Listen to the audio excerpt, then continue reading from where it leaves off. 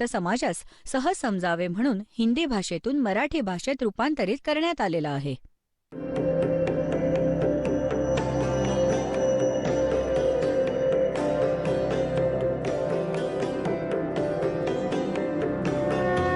और ज्ञान सब ज्ञान डी कबीर ज्ञान सो ज्ञान और जैसे घोड़ा तोब कायम करता चले मैदान.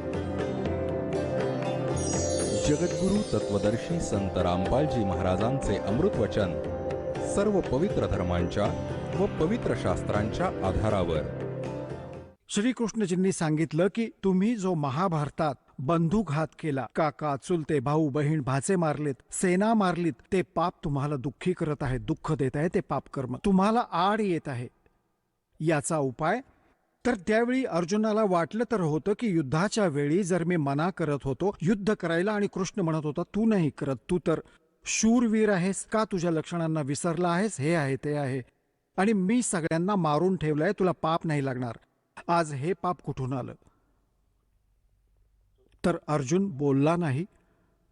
यासाठी नाही बोलला की जर मी व्यत्यय आणीन आणि जर मी आज प्रश्न करीन की तुम्ही तर पहिले म्हणत होता तुला पाप नाही लागणार, आणि आज हे पाप कसं लागलं? कारण की श्रीकृष्णजींनी त्याचा उपाय सांगितला होता की पूर्ण पृथ्वीचे जितके पण साधू संत आणि भक्त आणि जनता आहे, म्हणजे साधू संत आहेत, त्यांना आमंत्रित करा. एक अश्वमेध एका यज्ञाचे अनुष्ठान करा. यज्ञ, धार्मिक यज्ञ, त्यात वरती आकाशातील स्वर्ग लोकातल्या देवतांना पण निमंत्रण द्या. आणि त्यात एक शंख ठेवला जाईल, शंख जो मंदिरात वाजवतात, तुम्ही पाहिला असेल. अशा प्रकारचा 5 मुखांचा एक शंख ठेवला जाईल. आणि त्यात जेव्हा यज्ञ सुरू होईल, सगळे 33 कोटी देवता, 88,000 ऋषी, 12 कोटी ब्राह्मण आणि 56 कोटी यादव, 984 सिद्ध, हे सगळे तिथे पोहोचतील. आणि ज्यावेळी हे सगळे भोजन करतील महापुरुष, त्यानंतर त्या 5 मुखांच्या शंखाचे पंचायन, 5 मुख होते त्याचे. तुम्ही तर एक मुखाचा पाहिला असेल, 2-2 मुखाचे तर आम्ही पण पाहिले. तो 5 मुखांचा होता. त्याचे 5 मुख होते आणि त्याला कुठे वेगळे ठेवले जाईल, स्टूलवर दूर. जेव्हा सगळे भोजन करतील त्या यज्ञात, तो शंख आपोआप वाजेल. शंख वाजला की तुमचा यज्ञ संपूर्ण होईल. आणि शंख नाही वाजला तर यज्ञ पूर्ण होणार नाही, तुमचे संकट नाही जाणार. आणि दूर दूरपर्यंत सगळ्यांना बोलावून आणा. कोणी साधू संत राहून नको जायला पृथ्वीवर. आणि न जाणो कोणामध्ये कोणती करामत असेल, या विचाराने सगळ्यांना आमंत्रित केले. निर्धारित वेळेला फिक्स केले. आता अर्जुनाने विचार केला होता की जर मी आता प्रश्न करीन की तुम्ही तेव्हा तर म्हणत होता तुम्हाला कोणतं पाप नाही लागणार, आणि आज हे पाप कुठून आलं? तर माझा भाऊ, कारण की यात अरबो रुपये खर्च होणार होते, इतके लोक जेवतील, आणि माझा भाऊ इतका नेक आहे, इतका सेन्सिटिव्ह आहे, जर त्याला ही शंका जरी आली की खर्च लागणार आहे माझ्या ट्रीटमेंटवर, आणि भाऊ यासाठी हा वादविवाद करत आहे, ह्याची इच्छा नाही मला सुखी बघायची, कुठे याला हे वाटले की माझे काही जीवन नाही राहणार. या कारणाने अर्जुन चूप बसला, हृदयावर दगड ठेवला, सहन केले आणि म्हटले जे तुम्ही म्हणाल तेच होईल. आता सांगायचा भाव हा आहे पुण्यात्म्यांनो, निर्धारित वेळ जी ठेवली होती त्या 33 कोटी देवता, 88,000 ऋषी, 12 कोटी ब्राह्मण, 984 सिद्ध, इन्क्लुडिंग ब्रह्मा विष्णू महेश तिथे उपस्थित होते. विष्णू तर कृष्ण होताच, ब्रह्मा विष्णू आणि आले, ब्रह्मा महेश आले वेश बदलून, आणि 33 कोटी देवता. त्याच वेळी परमेश्वर कबीरजी, चारों युग में मेरे संत पुकारे, कूक को हम हेल रे, हीरे माणक मोती बरसे, ये जग चुगता डेल रे. परमेश्वर सांगतात 4ही युगात आलोय मी, आणि चांगल्या आत्म्यांना पुण्यात्म्यांना हे ज्ञान पण समजावलं आहे आम्ही सर्वांनी मिळून. पण उंच उंच स्वरात जागोजागी जाऊन या ज्ञानाचा डंका वाजवलाय, हे ढोल वाजवून सांगितलं आहे, सत्संग ज्ञान दिलंय, ऐकवलं आहे, परंतु कोणी नाही ऐकत आमचं. आम्ही तर ही सत साधना शास्त्र अनुकूल रूपी साधना रूपी हिरे आणि मोती तुम्हाला देत आहोत, जे बहुमूल्य आहेत. तुम्ही यांना न स्वीकार करता गोटे आणि दगड आणि ढेकळे एकत्र करत आहात, आन भक्त आन उपासना करून, अन्य देवतांची भगवानांची पूजा करून. एका समर्थ कबीर भगवानांची भक्ती न करता जी अन्य पूजा तुम्ही करत आहात, ही फुकटची ओझी वाहत आहात, ढेकळं जमा करता आहात. चारों युग में मेरे संत पुकारे, कूक कहा हम हेल रे. हीरे माणक मोती बरस, ये जग चुगता ढेल रे. सतयुग में सत सुकृत कह टेरा, त्रेता नाम मुनिंदर मेरा. द्वापर में करुणा में कहाया, कलयुग नाम कबीर धराया. तर द्वापार युगात परमात्मा करुणामय नावाने आले होते. एक लीला जशी कबीर जींच्या रूपात सतयुगात या कलियुगात केली आहे, अशीच त्यावेळी ते परमात्मा करुणामय नावाने आले होते. आणि कमळाच्या फुलावर एका सरोवरात परमात्मा बालक रूप धारण करून तिथे अवतरित झाले होते, सतलोकातून चालून आले होते. तिथून त्याला एक वाल्मिक परिवार होता, जो निस्संतान होता, तो घेऊन गेला होता उचलून. तर त्यावेळी परमात्म्यांना वाल्मिक म्हटले गेले होते, कारण की वाल्मिक जात ऋषी वाल्मिकींनंतर त्यांच्या अनुयायांची बनलेली आहे, जी सतयुगात प्रारंभ झाली होती, वाल्मिक जात.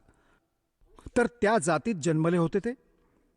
तर तिथे परमात्मा ते उचलून घेऊन गेले होते, जोडपे कबीरजींना. तर या कारणाने ते वाल्मिक म्हटले गेले दाता. आणि त्या वाल्मिकच्या आणि वाल्मिकमध्येच एक सुपच नावाचे सुदर्शन होते, सुदर्शन नाव होते. केवळ त्याने भगवानाला ओळखले होते. त्याने पण तेव्हा ओळखले होते जेव्हा मालकांनी वर घेऊन जाऊन परत सोडले होते. त्यानंतर त्याचे बिलकुल भ्रमनिवारण झाले होते, परंतु सुदर्शनचे माता पिता मानत नव्हते. आणि स्वतः परमात्म्याचे माता पिता पण मानत नव्हते, कारण ते रामकृष्ण यांचेच पुजारी होते, विष्णू ब्रह्मा शिवजींचे. परंतु सुदर्शनजींनी मालकांचे हे ज्ञान नामभक्ती ग्रहण केली होती. तर त्या दिवशी भीम, जो पांडवांचा भाऊ होता भीम, त्याची सेवा त्या साईडला होती. इन्व्हिटेशन, निमंत्रण देण्याची, इन्व्हिटेशन देण्याची. आणि त्याने जाऊन पाहिले सगळीकडे.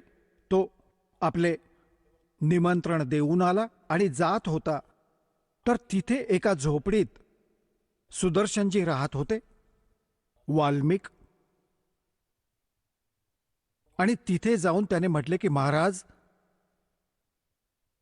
मी युधिष्ठिर राजाचा भाऊ आहे, भीम माझे नाव आहे, आणि तुम्हाला हे निमंत्रण देण्यासाठी आलोय. तुम्ही जरूर या, आम्ही एक अश्वमेध यज्ञ करत आहोत. आणि परमेश्वर कबीरजींनी सुदर्शनजींना सांगितले होते, करुणामय रूपात आले होते भगवान, विद्यमान होते तिथे त्यावेळी, वर्तमान होते.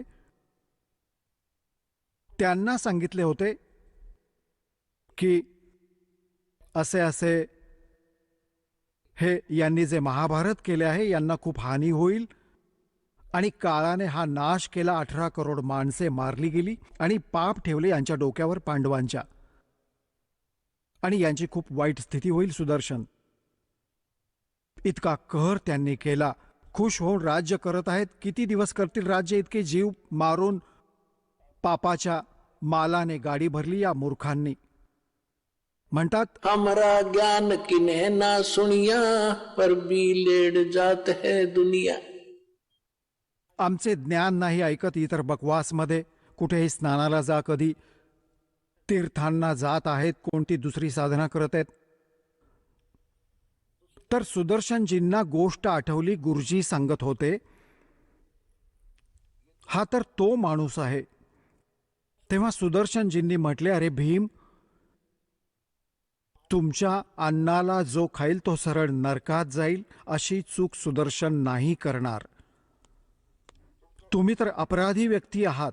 तुम्ही लाखो बहिणी, करोडो बहिणी विधवा केल्या, करोडो बहिणी मुले अनाथ केलेत.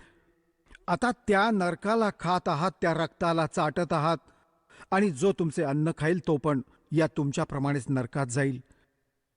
मी नाही येणार. जर मला बोलवायचेच आहे तर जसा जो यज्ञ तुम्ही करणार आहात असे यज्ञ 100, अशा यज्ञांचे 100चे फळ मला दे, तेव्हा मी तुमचे अन्न ग्रहण करेन.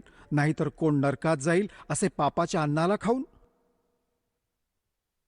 आता भीम पण बलवान होता, जड डोक्याचे असतातच पैलवान. आणि मग राज्याची ताकद, बॉडीची ताकद, श्रीकृष्णजींची ताकद की आमच्याबरोबर भगवान राहतात. तर सांगू लागला की बाबाजी जास्त नको बोलू. जर मला माझ्या भावाचे आणि भगवान कृष्णाची भीती नसती तर तुझे तोंड फोडले असते मारून मारून. खबरदार, फालतू बकवास करशील तर यायचे असेल तर या, नाहीतर नका येऊ. हे कसे म्हटलेत की आम्ही अपराधी आहोत. आता सुदर्शनजी गप्पा बसले, म्हणतात बाबा. सकट और सवाल ने उल्टा जवाब नहीं दे. भीम रागावून आला. काय तुझ्याशिवाय आमचा यज्ञ संपूर्ण नाही होणार? असं असं मनात विचार करत येत आहे. असे असे ऋषी येतील, 33 कोटी देवता येतील आणि श्रीकृष्णजी असतील तिथे. हे तर फॉर्मॅलिटी करत आहेत. मनात विचार केला भीमसेनने. जेव्हा ते सगळे 33 कोटी देवता, 88,000 ऋषी, 12 कोटी ब्राह्मण, नवनाथ, गोरखनाथ सारखे आणि विश्वामित्र आणि हे मार्कंडेय सारखी तोफ तिथेच बसली होती. गोरखनाथ सारखे जो डोंगरालाही सोन्याचा बनवत होता ते पण तिथेच विद्यमान होते, ते आत्मा. कारण की हे पुढे जात राहतात, प्रत्येक युगात त्यांचा जन्म होतो. कारण की गोरखनाथ जो आत्मा आज आपण जाणत आहोत तो आधी कोणत्या तरी नावाने होता तिथे.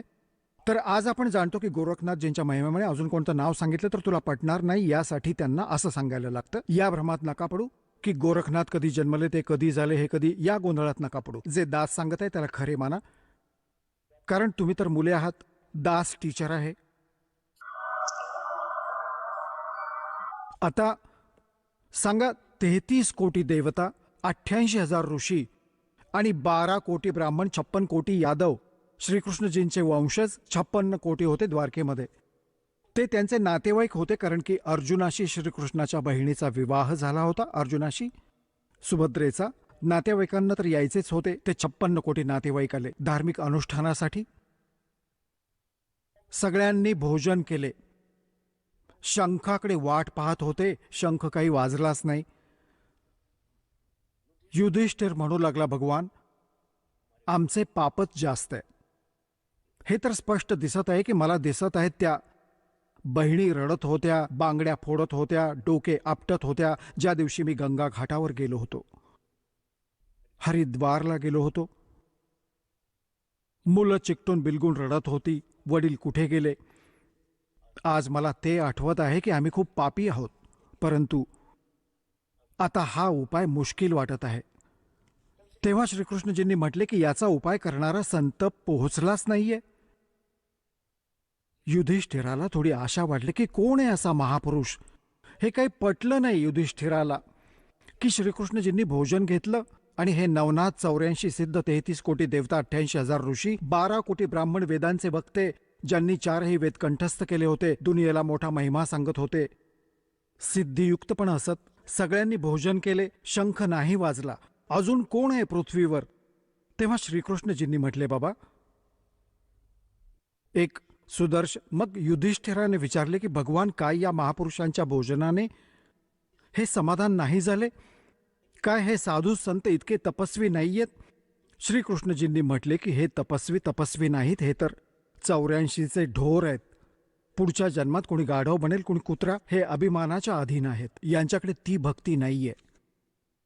युधिष्ठिराला तर नाही पटली ही गोष्ट. हे असे ऋषी आणि तिथे वरती असे वसिष्ठ मुनींसारखे पण येत आहेत, कारण की आत्मा स्वर्गात आहे, हे कधीही येऊ शकतात जोपर्यंत त्यांची पुण्य आहेत. यांची चक्कर तर परत होईल पुढच्या जन्मात, जेव्हा ते गाढव व कुत्रा बनतील. सुर नर मुनि जन 33 करोड़ी, ये बंदे सभी निरंजन डोरी. म्हणजे निरंजनाच्याच संविधानात आहेत. आणि याचे संविधान काय आहे? कोट जन्म तन भर मत होगे, कुछ ना हाथ लगा रे. कुकर सुकर खरबया बोरे, कौवा हंस बुगारे. इंद्र कुबेर ईश की पदवी, ब्रह्मा वण धमराया. विश्वनाथ के लोक को जाकर फिर भी उल्टा आया. यांचे जन्म मरण नाही संपत. ह्या पोस्टचे 33 कोटी देवता, 88,000 ऋषी, व्यासजी इत्यादी तर हे मरून जातील. पुढच्या वेळेस दुसरे आत्मे यांच्या पोस्टवर येतील. हे कुत्रा गाढव डुक्कर बनतील. श्रीकृष्णजींनी आपला आशीर्वाद देऊन दाखवले की बघ, यांच्या आसनावर जिथे ते बसले होते, कोणी गाढव बनून उभे आहे, कोणी कुत्रा बनून, कोणी साप बनले आहे, कोणी गांडूळ बनलाय. या दृश्याला बघून युधिष्ठिर घाबरला की भगवान, ही लीला बंद करा, मी बघू शकत नाहीये. ही हालत होईल यांची. हो, ही हालत होईल यांची भविष्यात. ही लीला नाही, हे खरे आहे. मग भगवान कोण आहे असा महापुरुष ज्याने आमचा उद्धार होईल?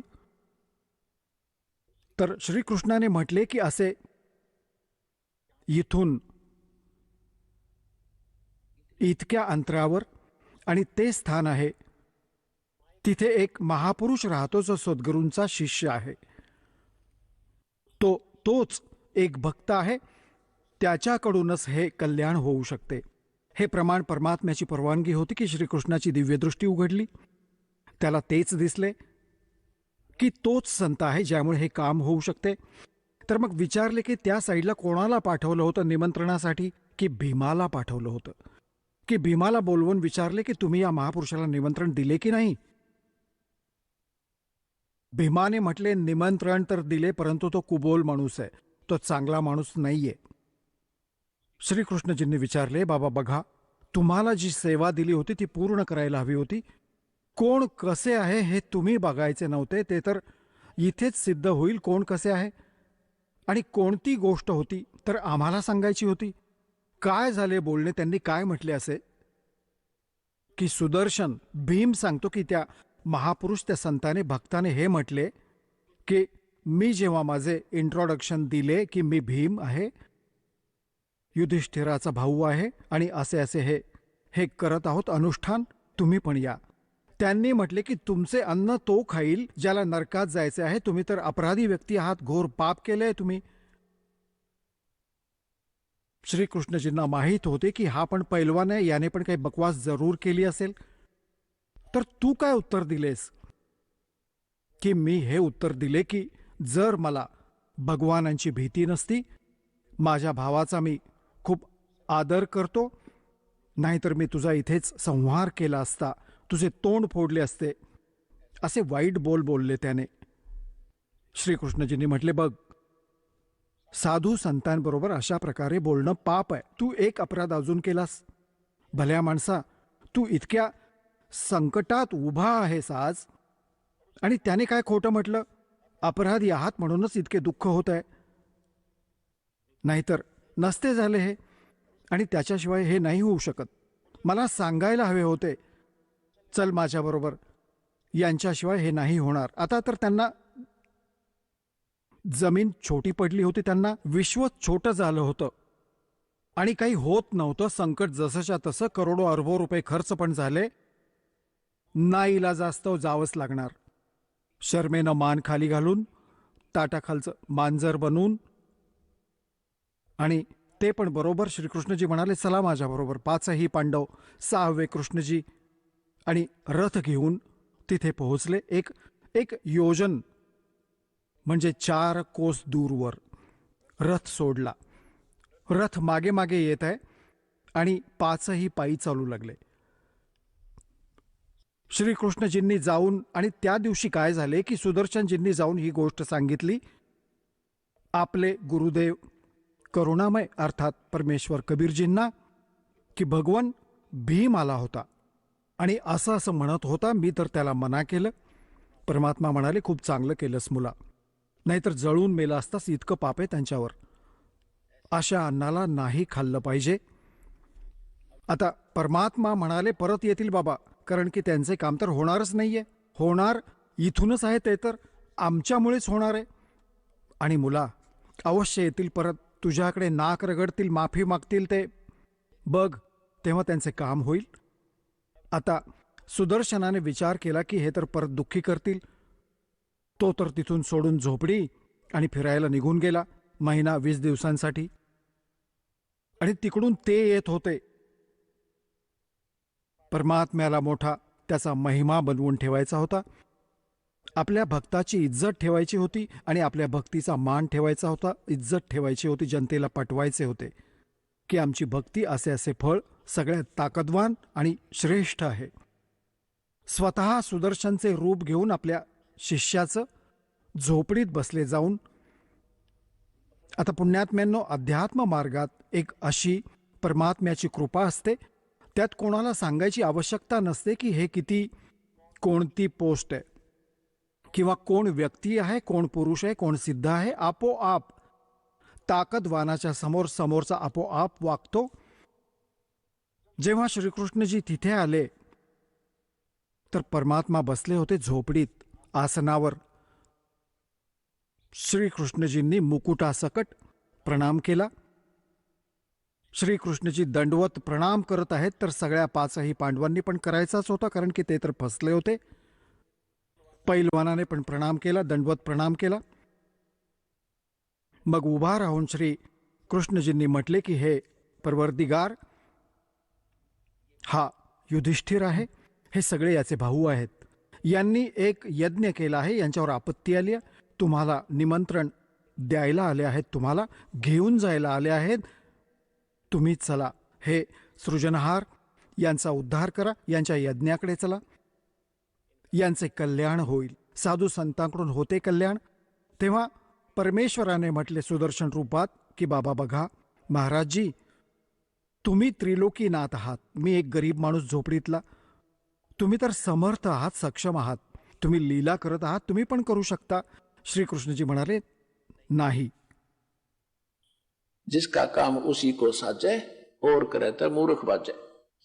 हे तर तुमच्यानेच होईल भगवन. परमात्म्याने म्हटले, सुदर्शन रूपात बसले होते, म्हटले की बाबा मी या पैलवानाला सांगितली होती माझी अट पूर्ण कर. कोणती अट होती तुमची? श्रीकृष्णजींनी विचारले. काय अट होती तुमची?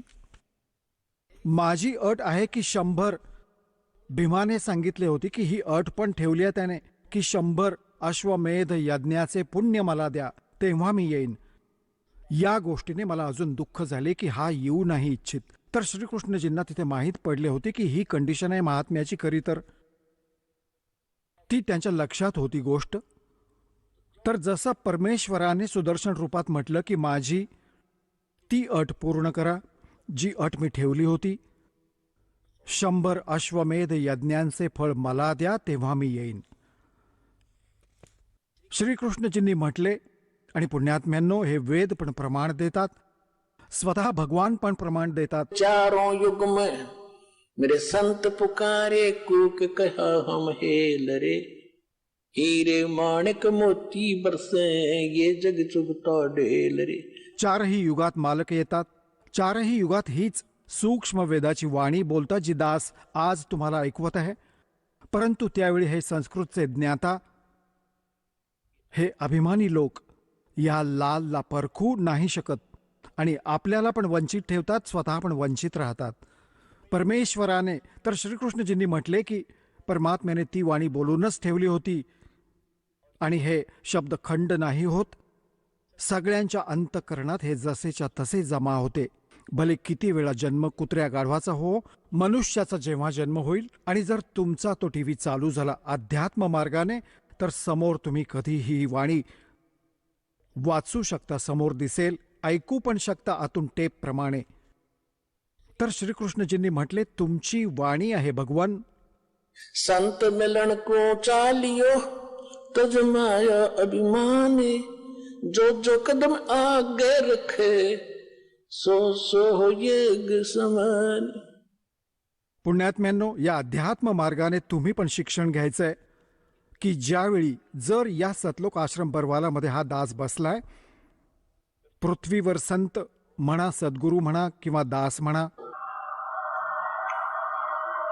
ज्याच्याकडे तो अनमोल खजिना आहे जो कोणाकडे नाहीये, याकडून तो अनमोल खजिना प्राप्त करण्याचा विधी कसा आहे? संत मिलन को चालियो तजमाया अभिमान, जो जो कदम आगे रखे ओ हे यज्ञ समान. आता जसे तुम्ही इथे येता, तुमची पत, तुमची ताकद, तुमची वरची जात, सन्मानपद याला विसरून या. इथे नका घेऊन येऊ. आजार आहे हा तर, रोग आहे भयंकर या जीवासाठी. इथे तर एक दास बनून या. जसे मुलगा शाळेत शिकतो, मुलगा किती मोठ्या अधिकाऱ्याचा आहे, कोणत्या राजाचा आहे, कोणाचाही आहे, तिथे तर एकमेकांसोबत शिकतो, सगळ्यांसोबत बसतो आणि मुले त्याला ओरडतात, धमकावतात, इकडे बस, चल तिकडे बस. तो त्यावेळी कधी कंप्लेंट नाही करत आपल्या आईवडिलांकडे जाऊन की तो मला धमकावत होता, तो मला ओरडत आहे. तो मुलांसारखाच राहतो. तर इथे तुम्ही येऊन जरी कितीही वरची पोस्ट असो तुमची, ही वरची पोस्ट तर 2 दिवसांची आहे. मग कितीतरी पोस्ट मिळतील गाढव कुत्रा डुकराची. इथे ठीकठाक नाही राहिलात तर ते भारी पडेल तुम्हाला. यासाठी इथे येऊन विनम्र राहा, आधीन राहा. या मनाला सेट करायचंय. जोपर्यंत आपण आधीन नाही होणार, भगवान दिलासा नाही देणार. यासाठी श्रीकृष्ण त्यांना परमात्म्यांना लीला करायची होती की श्रीकृष्णात अशी प्रेरणा भरली. जाताच दंडवत प्रणाम केला तर 5ही पांडवांनी पण केला. जर त्यांनी प्रणाम नसता केला तर दया नसती केली दात्याने. हा नियम आहे दात्याचा. सगळ्यांना आधी कोणाला पण म्हणतात सोचल छिद्र मैं करूं अपने जन के काज. आधीन व्हायला लागेल भगवानाच्या जवळ येण्यासाठी. अहंकारापासून भगवान 100 कोस दूर आहे. तर श्रीकृष्णजींनी म्हटले की तुमचेच वचन आहे भगवान. संत मिलन को चालियो तजमाया अभिमान, और जो जो कदम आगे रखे ओ हे यज्ञ समान. म्हणजे या प्रकारे येणाऱ्या भक्ताला या सतलोक आश्रम बरवालामध्ये तेच पुण्य मिळेल जिथून तुम्ही चालला आहात, कुठूनही आला आहात. आणि पावले म्हटली आहेत मालकांनी अशी. भले तुम्ही ट्रेनने आला आहात, जरी तुम्ही कोणत्याही प्रकारे आला आहात, तिथून इथपर्यंतची पावले मोजेल तुमची आणि तितक्याच यज्ञाचे पुण्य तुमच्या अकाउंटमध्ये लिहील, जे इथे बिलकुल मर्यादेमध्ये राहतील इथे येऊन.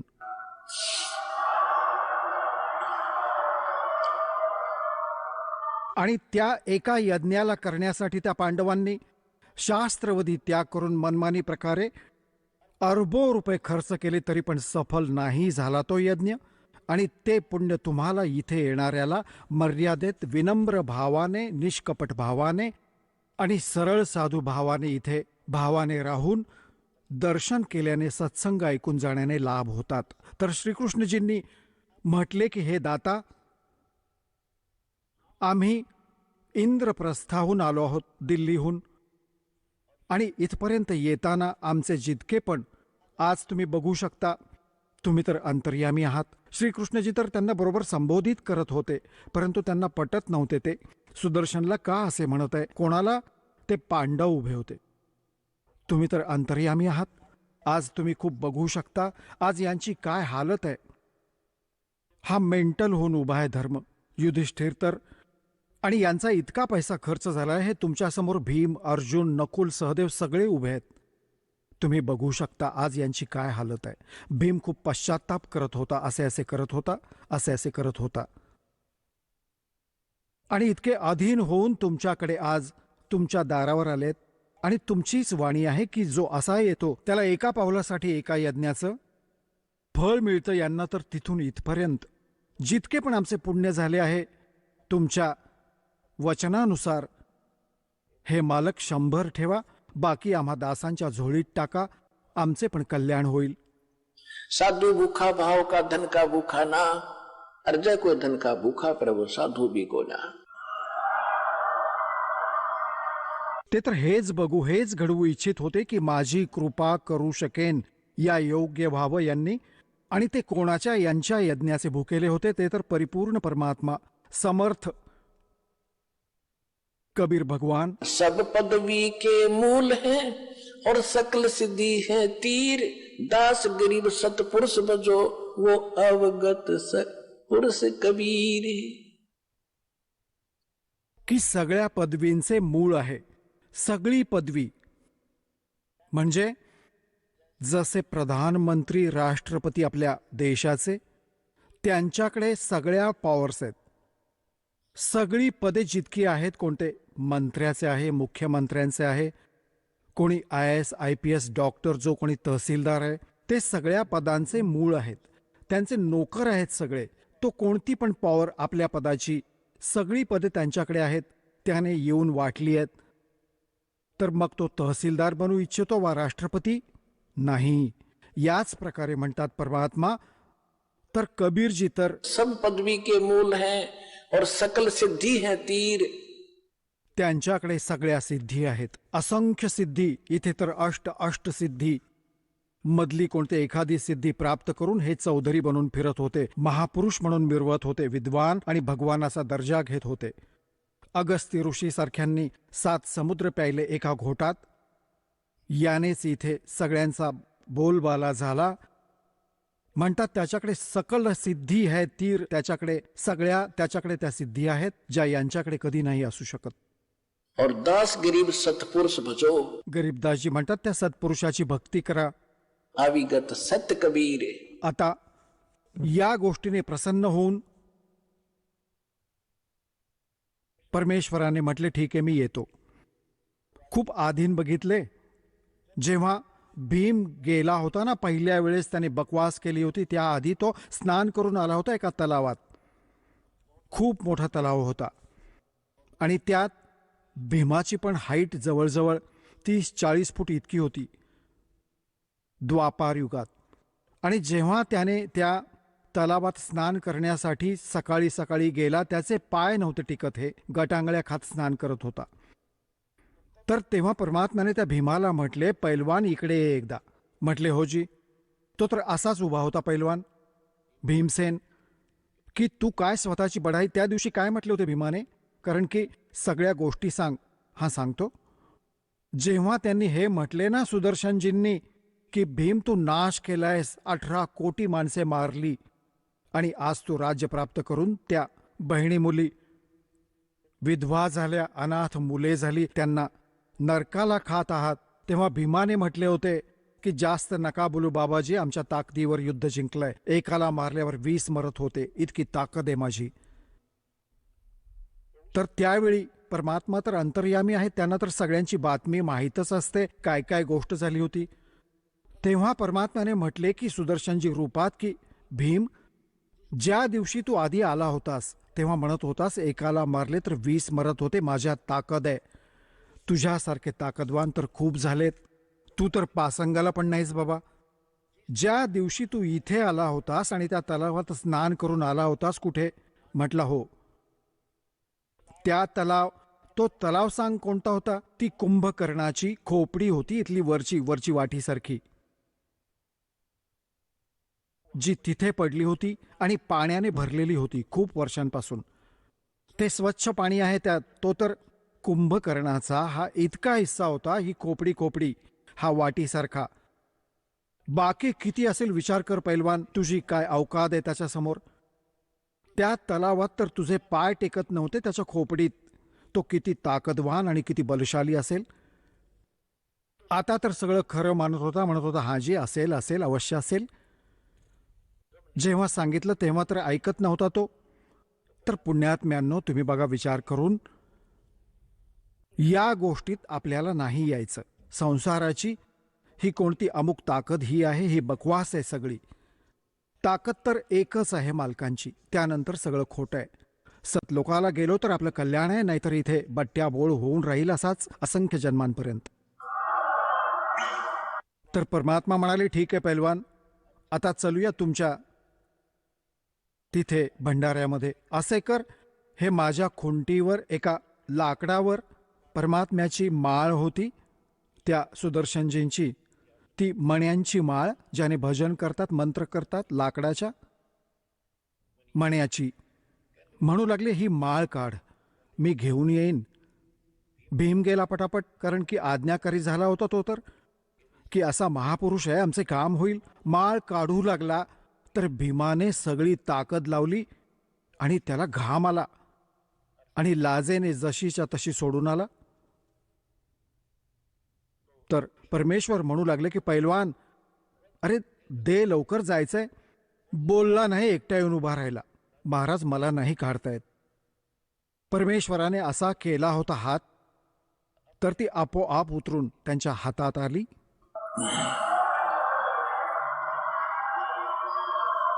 आता पुण्यात्म्यांनो, संत चमत्कार नाही करत, त्यांच्याकडून आपोआप होतात.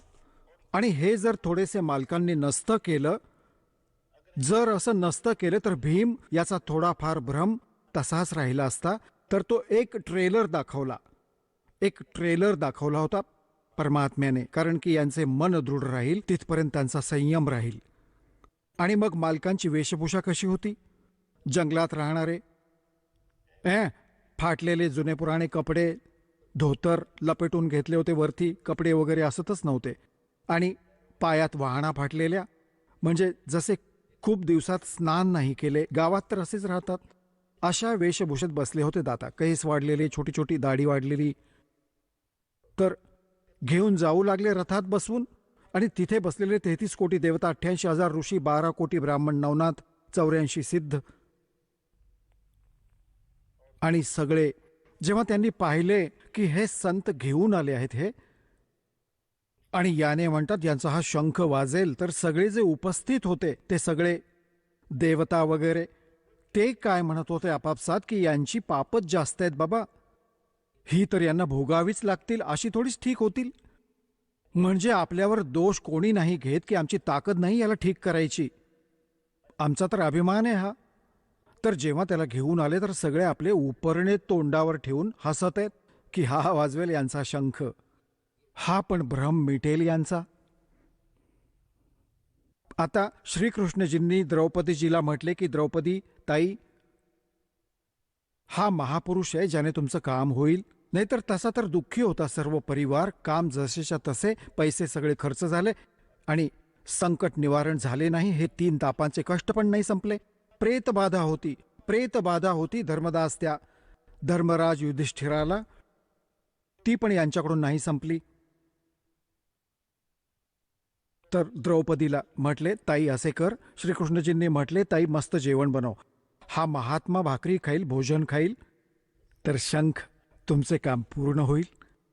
आता पुण्यात्म्यांनो, अशा स्थितीत आणि स्नान करून स्वच्छ पद्धतीने चांगले एक एक आयटम द्रौपदीने आपल्या हाताने बनवले, कदाचित कोण्या नोकरांनी चूक केली तर, आणि महात्म्याला स्वादिष्ट नाही लागले.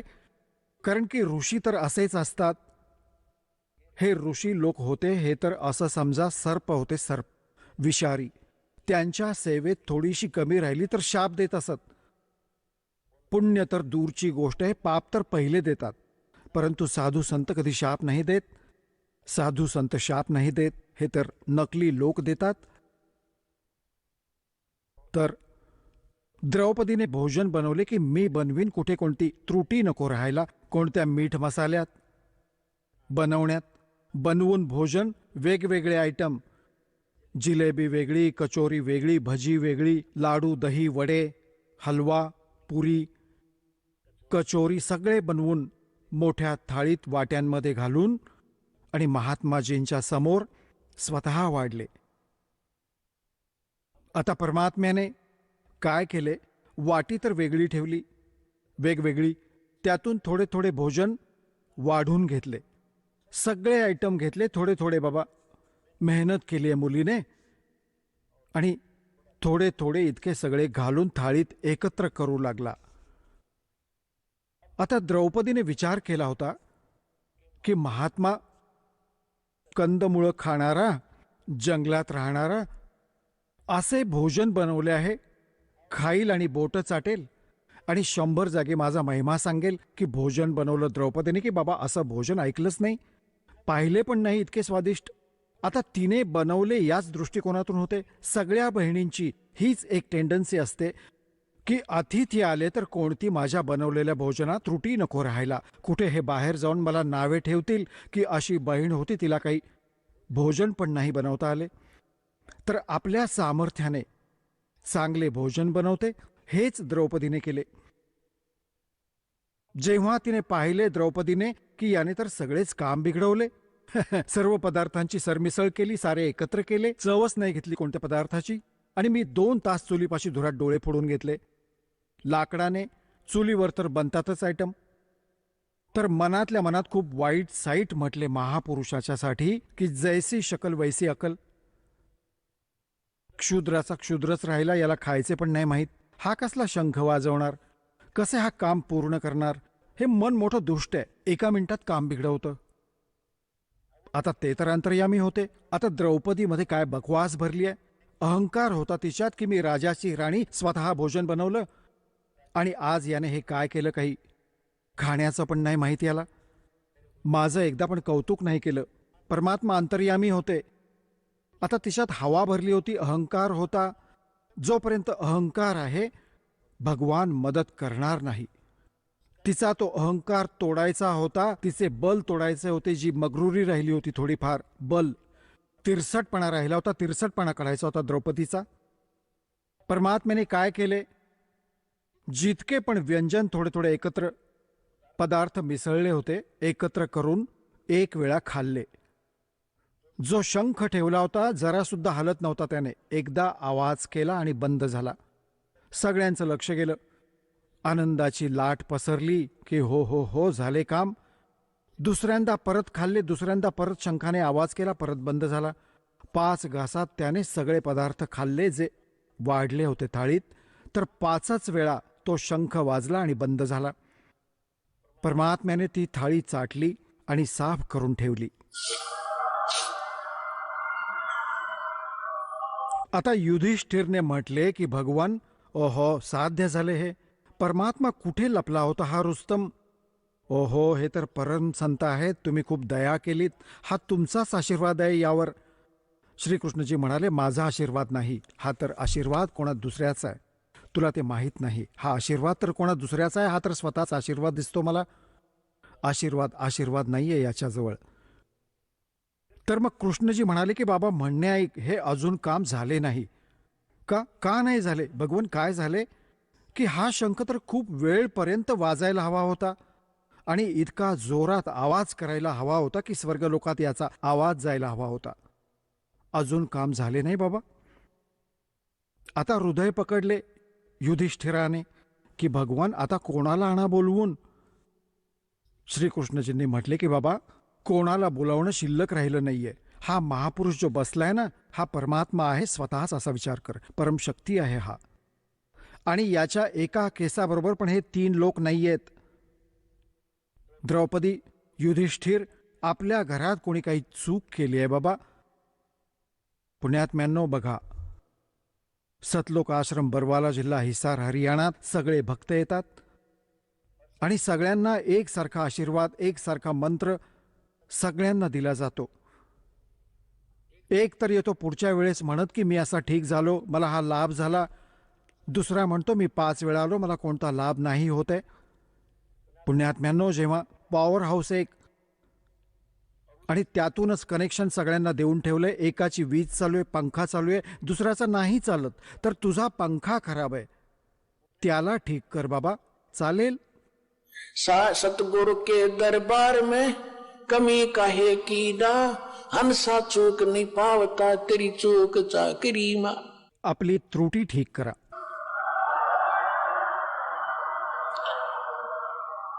आपली चूक ठीक करा. पॉवर तर जशीच्या तशी आहे, तुम्हाला पण लाभ देईल, पण तुमचे हे अगर मगर नाही संपत की हे कसे होऊ शकेल, हे कसे होऊ शकेल. म्हणजे खूप दिवसांनी सेट होईल, ज्या दिवशी इथे सेट होईल. आणि Kabir is God, nothing else. मग बघा खेळ दात्याचे. हीच तर गोष्ट बिघडून राहिली आहे. काळाने सगळ्यात पहिल्यांदा हा नाश केला की भगवानाचे नामो निशाण मिटवीन आणि कोणालाही भगवान मानून हे धक्के खाऊत. आता दासासाठी सगळ्यात मोठी समस्या आहे की मी भगवानाला भगवान सिद्धच करू. हजारो प्रमाण द्यावेत तेव्हा जाऊन डोक्यात सेट होते खरोखरच कबीर इज गॉड.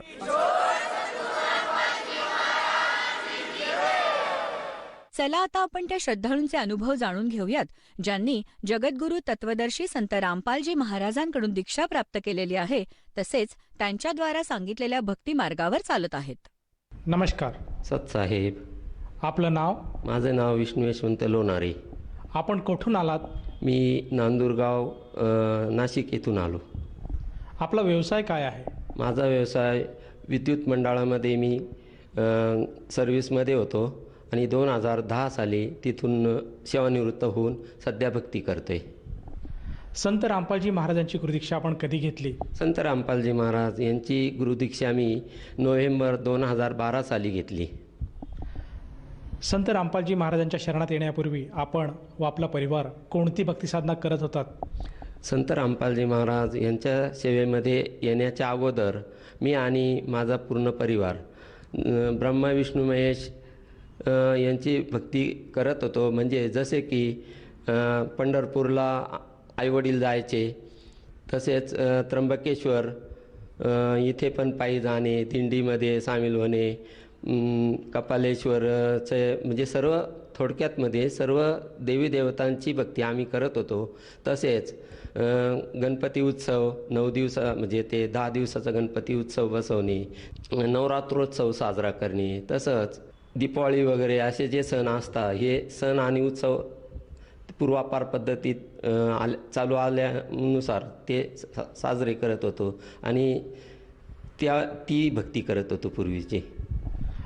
सर, जसं तुम्ही सांगत आहात की महाराष्ट्रामध्ये जी काही प्रचलित भक्तिसाधना आहे ती भक्तिविधी आपण करत होतात, परंतु त्या व्यतिरिक्त आपण अन्य कोणी साधू संतांकडनं नामदीक्षा किंवा गुरुउपदेश घेतला होता का? मी 1978 साली आपले दिंडोरी प्रणीत मोरेदादा यांचा जो स्वामी समर्थ मार्ग होता त्यामध्ये मी त्यांच्याकडून गुरुदीक्षा घेतलेली होती. स्वामी समर्थ जप 11 माळी करणे, तसंच स्वामीचरित्र पारायण करणे, गुरुचरित्र पारायण करणे, तसंच त्यांच्यामध्ये जसं म्हणजे वर्षातून 2 वेळेस 2 उत्सव असतात. गुरुदत्त पारायण असायचं दत्त जयंतीनिमित्त, त्याच्यामध्ये सहभाग घेणं, सर्व म्हणजे त्यांचे हे करायचो भक्ती. तसंच स्वामी समर्थ जयंती म्हणून एक आणि पुण्यतिथी असे जे उत्सव असायचे त्यावेळेस त्यांच्या म्हणजे पारायणामध्ये सामील होणे, स्वामी समर्थ जप करणे, अशा प्रकारे मी देवाची भक्ती करत असायचो. परंतु इतकी भक्ती त्यावेळेस करत असतानासुद्धा संसारामध्ये जे आपल्याला जे दुःख हे कायमच येत असायचे. मग मनामध्ये प्रश्न असा यायचा की आपण इतकी मनापासून भक्ती करतो तरीसुद्धा आपल्याला काही लाभ का होत नाही? मग जगामध्ये परमेश्वर आहे किंवा नाही अशी एक मनामध्ये शंका यायची. सर, जसं तुम्ही सांगत आहात की आपण पूर्वीपासूनच भक्ती मार्गात होतात आणि आपण स्वामी समर्थ यांचीसुद्धा उपासना करत होतात, त्याचप्रमाणे अन्य देवी देवतांचीसुद्धा आपण उपासना करत होतात. तर संत रामपालजी महाराजांचा मार्ग आपल्याला कसा कळाला आणि आपण त्यांच्या शरणात कसे आलात? हा प्रश्न आपण फार अतिशय चांगला विचारलेला आहे. तर 2010 साली मी जेव्हा सर्व्हिसमधून सेवानिवृत्त झालो त्यावेळेस आमच्या ऑफिसमध्ये संत रामपालजी महाराज यांचे भगतजी जे आमचे अधिकारी होते तर ते कार्यकारी अभियंता या पदावर कार्यरत होते. मी ऑफिसच्या कामानिमित्त ऑफिसला गेला होतो तर त्यावेळेस त्यांनी मला एक ज्ञानगंगा नावाचं पुस्तक मला दिलं आणि गीतेचा 15वा अध्याय जो संसाररूपी उलटा वृक्ष आहे तर ते त्यांनी दिलं आणि म्हणे तुम्ही हे पुस्तक घरी गेल्यानंतर निवांत वाचा, मग आपण याच्यावर चर्चा करू. त्याप्रमाणे मी घरी आलो. परंतु पूर्वीच्या ज्या अगोदर जी भक्ती आमची चालू होती त्यानुसार मी त्याकडे काही इतकं लक्ष दिलं नाही आणि मी पूर्वी म्हणजे ते पुस्तक ज्ञानगंगा एक साईडला ठेवून दिलं. एक 8-15 दिवस त्याच्याकडे लक्ष दिलं नाही. परंतु आता रिटायर झाल्यामुळे भरपूर काम आणि म्हणजे वेळ भरपूर होता. मग म्हटलो ह्या ज्ञानगंगा पुस्तकामध्ये आहे काय बा, म्हणून मी ते पुस्तक उघडलं आणि पहिली प्रस्तावना 2 पानाची वाचली. तर माझ्या असं लक्षात आलं की हे ज्ञान काहीतरी वेगळं आहे.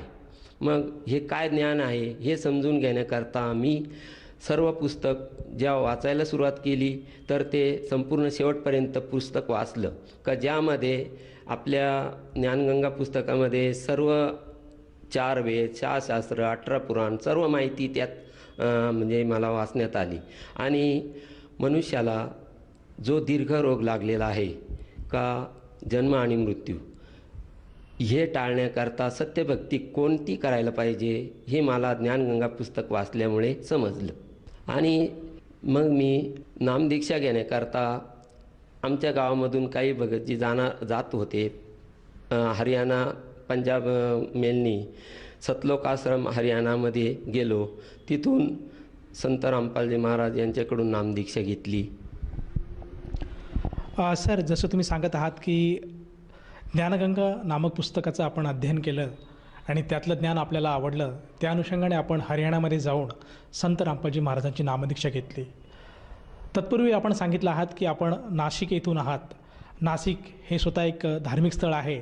नाशिकमध्ये बरेचसे देवीदेवतांचं स्थान असं मानलं जातं। इथे बरेचसे संत साधू आहेत। असं असताना आपण हरियाणामध्ये जाऊन संत रामपालजी महाराजांची नामदीक्षा का घेतली? नाशिक हे धार्मिक स्थळ आहे। इथे सर्व जाती म्हणजे सर्व पंथाचे धर्माचे लोक येतात। हे नाशिक पवित्र स्थळ आहे।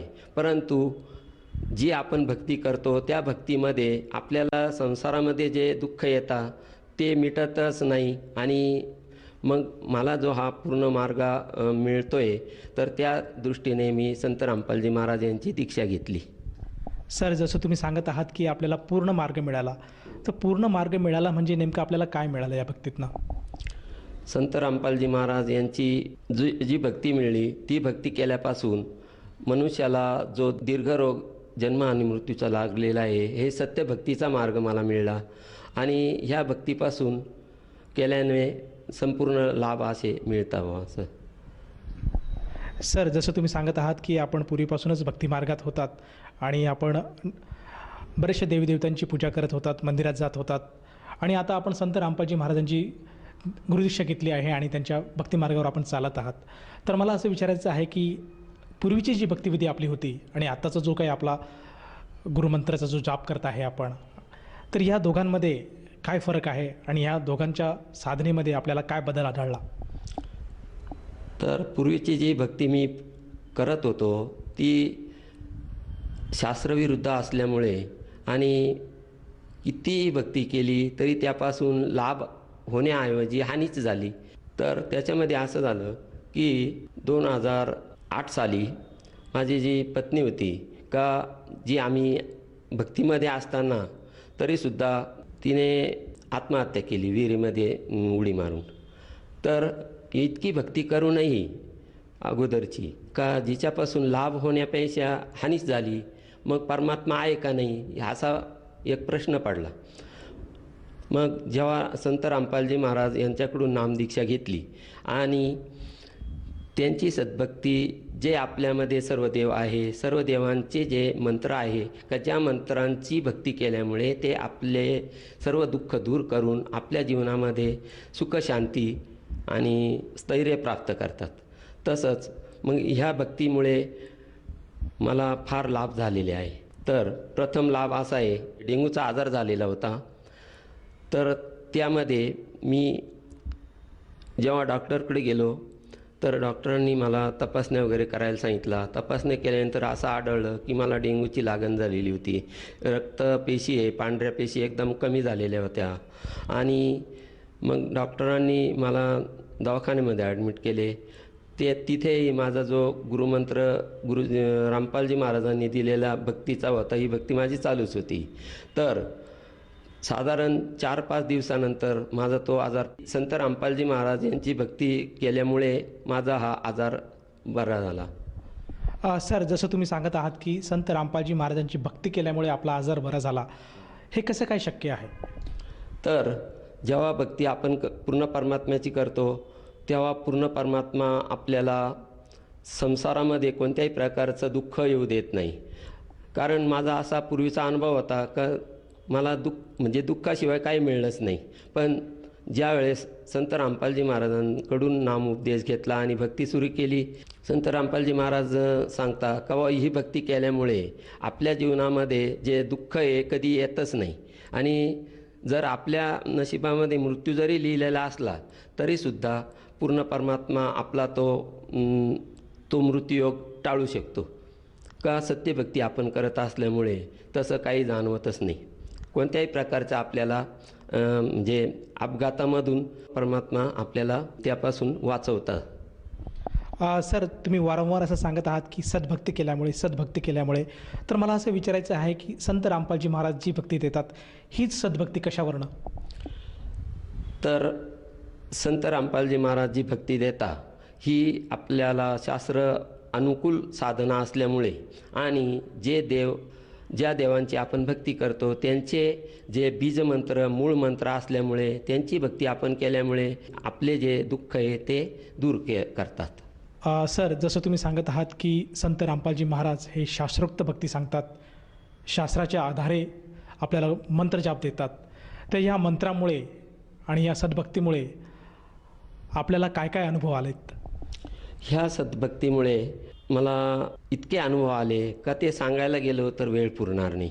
परंतु त्यामध्ये जे काही थोडेफार जे महत्त्वाचे अनुभव तर ते आपल्याला सांगतो. पहिला अनुभव मला असा आला की आमचे मेव्हणे, तर तिथून येताना मोटरसायकलवर मी आमच्या घरी यायपर्यंत मध्ये मोकळा रस्ता असल्यामुळे जवळजवळ 50च्या स्पीडने माझी गाडी चालू होती आणि भक्तमती माझ्या मागे बसलेली होती. 50च्या स्पीडने गाडी चालू असताना अचानक एक कुत्रं पुढच्या चाकाला येऊन धडकलं. पण सत्यभक्तीत असल्यामुळे आणि परमात्म्याचं जयकारा मी लावला तिथे आणि ते कुत्रं असं बाजूला झालं आणि जर मी भक्तीत नसतो तर त्या ठिकाणी आमचा दोघांचाही मृत्यूयोग असता. पण पूर्ण साधना आणि भक्ती असल्यामुळे परमात्म्याने म्हणजे संत रामपालजी महाराजांच्या ह्या भक्तीने आमचा तो जो योग आहे तो टाळला गेला आणि ते कुत्रं लगेच पाठीमागे गेलं आणि आम्ही साधं हँडलसुद्धा थोडं वाकडं झालं नाही, थोडं असं कल्लं उजव्या साईडला आणि आम्ही पुढे मार्गक्रमण केलं. हा फार मोठा अनुभव आला असं मला वाटतं. सर, आपल्या अनुभवातून आपण सर्वसामान्य जनतेला काय संदेश द्याल? ह्या सर्वसामान्य जनतेला मी नम्र प्रार्थना करू इच्छितो की सर्व जे मला अशा प्रकारे जे लाभ झालेले आहे ते लाभ आपण मिळवण्याकरता आणि सत्यभक्ती संत रामपालजी महाराज देतात, त्यामुळे सत्यभक्ती करण्याकरता आपण जे टी व्हीवर सत्संग असता संत रामपालजी महाराजांचे सत्संग ऐका, त्यांचं ज्ञान समजून घ्या. ज्ञानगंगा, जगण्याचा मार्ग, जिनेकिरा, त्यांचे जे साहित्य आहे ते साहित्याचा आपण अभ्यास करा, तुलना करा दुसऱ्या आपल्या ग्रंथांबरोबर आणि संत रामपालजी महाराजांकडून नामदीक्षा घेऊन ज्या प्रकारे माझं स्वतःचं आयुष्य सतलोकची मार्गी लागलं आहे तसं आपण पण भक्ती करा आणि नामउपदेश संत रामपालजी महाराज यांचा नामउपदेश घ्यावा. सर, जसं तुम्ही सांगत आहात की प्रत्येक मानवाने संत रामपालजी महाराजांची नामदीक्षा घ्यायला हवी, तर असं कोणाला भासत असेल तर तो व्यक्ती सद्गुरू संत रामपालजी महाराजांची नामदीक्षा कशी घेऊ शकेल?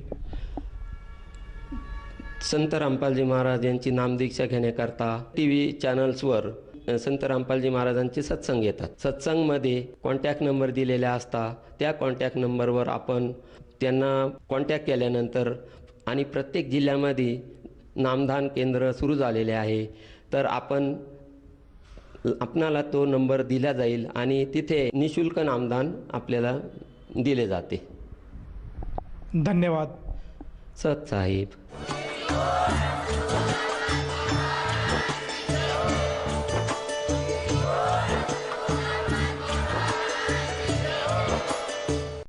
आपण ऐकत होता जगद्गुरु तत्वदर्शी संत रामपालजी महाराजांचे मंगल प्रवचन. निःशुल्क नामदीक्षा प्राप्त करण्यासाठी आणि अधिक माहितीसाठी संपर्क करा 7030303951 7030303952. आमची वेबसाईट आहे www.jagadgururampalji.org. सर्व पवित्र धर्मांच्या व पवित्र शास्त्रांवर आधारित प्रमाणित अनमोल पुस्तक ज्ञानगंगा किंवा जगण्याचा मार्ग यापैकी कोणतेही एक पुस्तक निःशुल्क मागवण्यासाठी आम्हाला आपले पूर्ण नाव, पूर्ण पत्ता, पिनकोड सहित आणि फोन नंबर लिहून 7030303951 7030303952 नंबरवर SMS करू शकता किंवा आम्हाला 7030303950 नंबरवर व्हॉट्सअप देखील करू शकता.